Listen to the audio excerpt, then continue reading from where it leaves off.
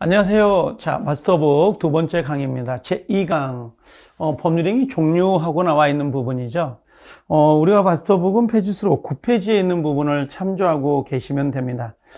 이 법률의 종류는, 이번 시험에서는 32회 때 기출이 됐습니다. 원래는 28회 때 기출이 되고요. 그 다음에 29, 30, 31회, 3년간 나오지 않다가 이번에 32회로 문제가 배정이 됐는데요. 지금 이번에 문제가 나온 것은 단독행위 부분을 문제를 냈었어요. 자, 우리 이걸 한번 해볼게요. 법률행위 종류라고 되어 있는 부분인데요. 법률행위 종류.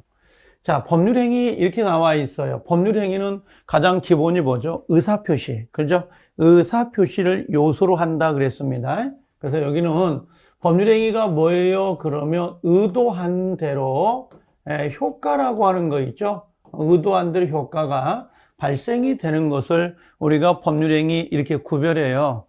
법률행위를 구별하는 방법은 정말 많습니다. 정말 많은 한 6, 7가지 되는 것 같아요. 근데 가장 대표적으로 많이 구별하는 것이 단독행위, 계약, 합동행위 그러는데 합동행위는 우리 시험 범위가 아니기 때문에 빼버리고 단독행위하고 계약 요게 하나가 있고 그 다음에 채권행위하고 물권행위라고 하는 거, 요 2가지 정도 정리가 보통 되죠. 자, 그러면, 여기는 지금 의사의 수라고 하는 거 있죠? 내심의 의사, 머릿속에 있는 거, 단독행위하고 계약 2개를, 구별할 수 있다 그러는데요. 보통 단독행위는 의사표시가, 몇 개라고 하는 거죠? 의사표시가 1개죠, 1개. 1개의 의사표시에 따라서 효과가 발생되는 것을 우리가 단독행위 이렇게 이야기를 해요. 우리가 예를 들면 매도자가 매수자를 대상으로 해서 제가 집을 하나 팔겠습니다 라고 청약을 했다고 해서 바로 효과가 발생되는 게 아니죠. 상대방의 승낙이 있어야 계약이 성립이 돼요. 그래서 청약이라는 하나의 의사표시가 있다고 해서 단독이 되는 게 아니고 그 하나의 의사에 따라서 효과가 발생이 되어야 됩니다. 자, 보통 어떤 것을 의미하냐면 요걸 하나 정리를 해보면 이런 것들이에요. 이런 걸 생각해 볼게요. 어떤 게 있냐면 만약에 우리가 갑이라는 사람이 있어요. 갑이 있고 집을 하나 가지고 있는데 자, 을이라는 사람하고 우리가 임대차 계약을 한다고 합시다. 예를 들면 보증금은 얼마에 월세를 얼마를 내고 한 2년간 이렇게 임대차를 삽시다라고 합의를 할 건데요. 갑이 이렇게 청약을 할 거예요. 야, 너 내 집에서 1년간 이렇게 살래? 하고 청약을 했어요. 임대차 할래? 하고 청약을 했단 말이에요. 그럼 갑의 의사 표시가 외부로 표시가 됐다고 해서 임대차 계약이 성립되는 건 아니잖아요. 그죠? 그럼 누가 있어야 돼요?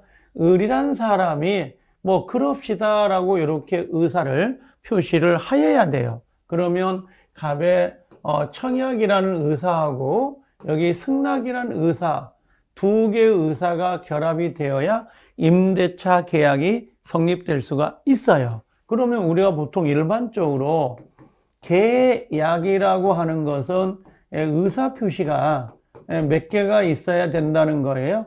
2개가 합치가 되어야 돼요. 합치가. 2개의 의사 표시가 합치가 되어야 성립되는 것이고요. 단독행위를 이제 해보면 단독행위 이거예요. 자, 만약에 을이라는 사람이 그럼 임대차 계약이 체결됐으니까 매달 월세를 내야 될 거 아니에요? 매달 얼마씩 월세를 내야 되는데 만약에 을이라는 사람이 월세를 내지 않았어요. 그것도 2기, 2번 이상 월세를 내지 않으면 임대인 입장에서는 너 나가주세요 라고 할 수가 있거든요. 나가달라, 요걸 고급지게 해지라고 해요. 해지. 그럼 해지를 하게 되면 을이라는 사람의 승낙과 관계없이 을은 그냥 나가야 돼요. 자기 채무를 불이행했으니까. 자, 여기서 잘 보면은 갑과 을 간의 합의에 의해서 이루어진 임대차 계약은 계약이라 그래요. 의사표시가 몇 개 필요했던 거죠? 2개. 근데 임차인 을이 차임 월세를 2번 연체하다 보니까 갑이라는 사람이 나가줬으면 좋겠어요. 이렇게 표현하거든요. 이걸 해지라고 해서 하나의 의사에 따라서, 하나의 의사표시에 따라서 을은 나가게 돼요. 이걸 단독행위 이렇게 이야기합니다. 자, 그럼 단독행위는 의사표시가 몇 개라는 거예요? 하나에 의해서 효과가 발생되는 것을 우리가 단독행위 이렇게 이야기를 하는데, 이 단독행위는 조심해야 될 게 있습니다. 그게 뭡니까? 그러면 여기 나와 있는 것처럼 요거 중요해요. 조건하고 기한을 붙일 수 없는 게 원칙이에요. 조건, 기한을 붙일 수 없다. 그 다음에 단독행위는 법으로 정해져 있어요. 왜 그러냐면 일방적 의사에 따라 효과가 발생이 되다 보니까 법으로 정해져 있는 주의 이렇게 이야기를 합니다. 자, 여기 보니까 상대방 있는 단독행위가 있고요. 상대방 없는 단독행위가 있는데, 상대방 있다 없다라는 것은 사람이 있습니다, 사람이 없습니다 이럴 수가 있는데요. 보통 여기에서는 그 의사표시가 상대방에게 도달이 되어야 효력이 발생하느냐, 도달하지 않고도 효력이 발생이 되느냐, 이걸 묻습니다. 그럼 상대방 있는 단독행위는 도달을 해야 되는데요. 가장 대표적으로 어떤 거예요? 그러면 추인, 앞으로 우리는 많이 쓰죠. 추인, 무권 대리행위, 추인 이렇게. 그 다음에 해제, 계약을 해제합니다. 그 다음에 해지, 취소, 철회 이런 것들은 보통 상대방 있어요. 도달이 되어야 효과가 발생이 되는 거죠. 상대방 없는 단독행위는 이건 도달하지 않아도 된다. 도달하지 않아도 된다라고 했는데요. 가장 대표적인 게 어떤 겁니까? 그러면 유언, 그 다음에 유증이라는 건 유언에 의해서 증여를 하는 거예요. 그 다음에 재단법인 설립행위라든지, 그 다음에 요 소유권의 포기란 말 나와 있는데요. 지금 이게 내 책이에요. 이 책을 쓰레기통에다 버리는 게 소유권 포기거든요. 여러분들은 아마 아침, 저녁으로 아마 소유권 포기를 많이 할 거예요. 쓰레기가 소유권 포기인데, 이번에 32회 때 기출이 됐던 것이 재단법인 설립행위예요. 재단법인 설립행위, 상대방 없는 단독행위다. 요거하고 요 소유권의 포기를 좀 기억을 하시고요. 요걸 하나 좀 써놓을게요. 밑에다가. 혹시 여러분들 헷갈릴 수가 있는데 나중에 가면 공유 지분이라는 게 있어요. 요거 공유 지분. 그러면 공유 지분을 공유 지분의 포기라고 할까요? 자, 공유 지분의 포기예요. 그럼 공유 지분의 포기는 단독행위입니까? 이렇게 물어보거든요. 맞아요. 단독행위인데 요건 상대방 있는이에요. 있는 단독행위가 돼요. 그럼 상대방이 있다는 건 도달이 돼야 돼, 안 돼야 돼? 도달이 되어야 되고요. 그 다음에 공유 지분은 기본적으로 요 등기 있죠? 등기를 해야 돼요. 요 소유권의 포기는 등기 안 해도 되거든요. 요 구별점이에요. 그래서 소유권을 포기할 때는 등기를 안 해도 되지만 공유 지분의 포기는 등기를 해야 된다는 거. 소유권 포기는 상대방 없는 단독행위지만 공유 지분의 포기는 상대방 있는 단독행위예요. 같은 포기라고 그냥 대충 포대기 싸가지고 들고 다니면 안 돼요. 그래서 다르다라는 거고, 계약은 나와 있네. 여기는 뭐예요? 여기는 매매, 증여, 임대차, 교환 계약은 전부 다 계약이에요. 그러면 의사표시가 몇 개예요? 2개가 있어야 되죠? 청약과 승낙이라는 의사표시. 자, 요 밑에 보면 제가 상대방 없는 단독행위 특징들을 갖다 놨어요. 근데 지금 이게 23회 때, 아니 이번에 32회 때 기출이 됐잖아요. 단독행위가. 그래서 다시 단독행위를 물어보기는 쉽지는 않을 것 같은데, 자, 일단 상대방이 없어요. 상대방이 없다는 것은 이건 의사표시가 도달할 필요가 있어요, 없어요? 없다. 이렇게 보면 돼요. 도달하지 않아도 되거든요. 그래서 도달주의가 적용되지 않는다. 상대방 없는 거니까. 그 다음에 상대방이 없으니까 상대방을 보호하는 제도가 생길 리가 없죠. 상대방 없는 단독행위, 그러니까. 그 다음에 자연적 해석이라고 하는데요. 나중에 이야기할 겁니다만 법률행위를 해석하는 방법, 법률행위를 해석하는 방법은 자연적 해석, 규범적 해석, 보충적 해석, 요 세 가지 방법이 있거든요. 자연적 해석은 내심, 요 머릿속에 있는 내심을 중시한다는 거고, 규범적 해석은 요 표시에다가 중점의 효력을 줘요. 그래서 자연적 해석은, 자, 내심의 의사표시라고 하는 거 있죠? 요 내심의 의사표시에다가 두고 해석을 하겠다라는 게 자연적 해석 방법이에요. 자, 그 다음에 통정의 표시는 상대방 없는 단독행위는 적용이 안 돼요. 상대방 있는 단독행위는 적용이 돼요. 상대방 있으면 둘이 통정할 수는 있거든요. 근데 상대방 없는 단독행위는 통정이란 개념이 안 들어와요. 통정이란 개념이. 그래서 상대방 없는 단독행위는 적용되지 않는다. 그 다음에 비진의 의사표시가 뭐죠? 비진의 의사표시, 진의가 아니라는 거죠. 우리 뒤에 나올 건데요. 비진의 의사표시는 원칙은 뭐예요? 유효. 근데 상대방이 알았거나 알 수가 있으면 무효가 되거든요. 근데 상대방 없는 단독행위는 상할수가 적용될 수 없어요. 상대방이 없어. 상대방이 없다면 상대방이 알았거나 알 수 있었다. 요 개념이 적용될 수가 없는 거예요. 그래서 여기 보면 항상 유효가 된다. 나중에 아직은 모르겠지만 상할수라는 게 상할수가 적용되지 않습니다.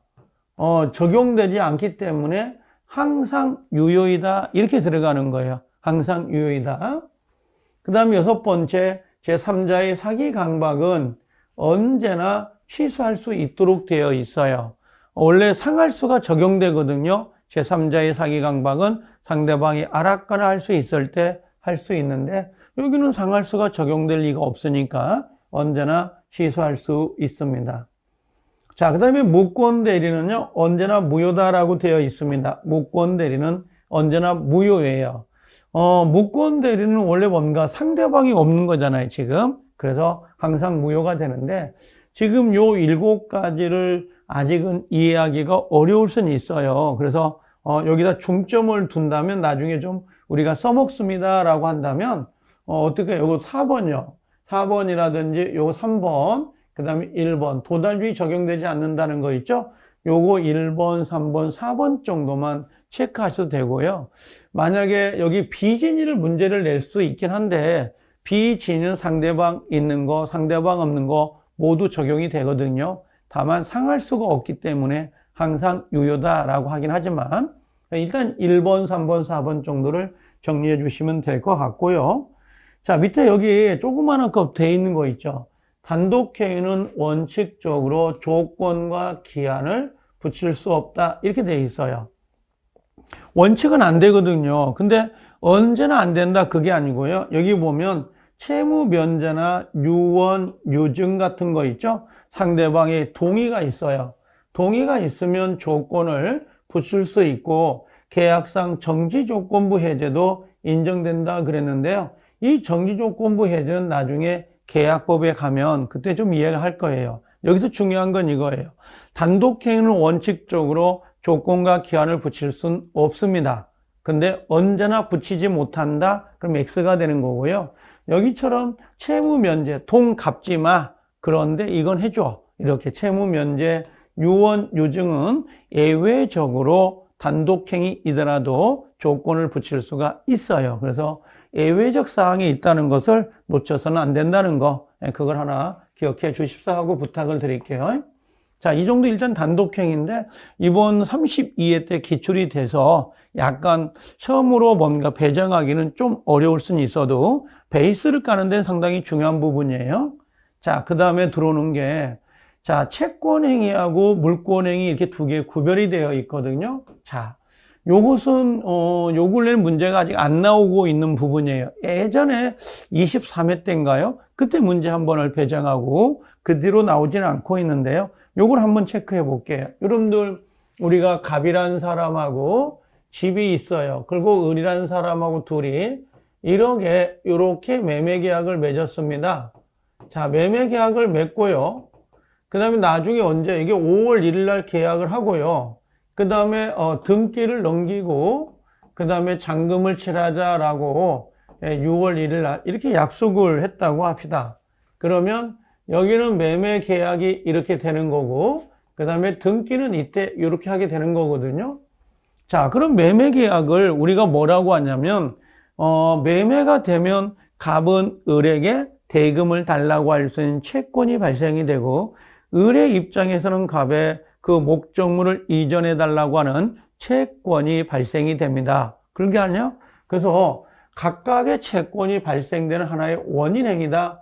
요게 원인이에요, 이게.